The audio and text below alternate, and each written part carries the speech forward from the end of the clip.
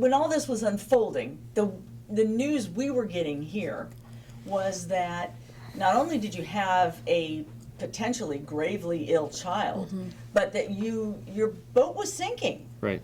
There were some crazy news stories. Yeah, when we got back and saw the headlines, I mean, yeah, which we didn't get a chance to see those because for the first 3 days, the California 129th, the pararescuemen from the 129th, which are amazing individuals, and I can't say enough great things about those guys. They were on board with us, and we got a little sporadic, it's in the news kind of comments when they were talking on their functioning satellite phones back to their commanders.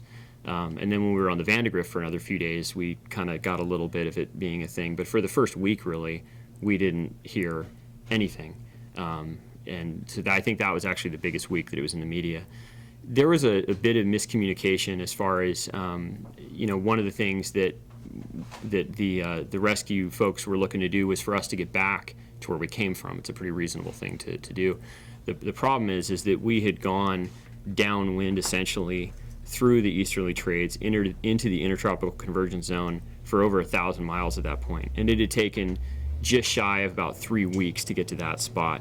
So to go backwards through that would take 3 to 4 times as long potentially. And now you're creating a lot more variables in addition to the fact that that decision had to be made right then and there in the cockpit of that boat. And the decision had to be made, do we reroute the USS Vandegrift down to come get you in 3 days, or do we leave them up there and head back on this possibly 6, 7, 8 week trip to Honduras or some Latin American country. with a sick child. With a sick child. Right.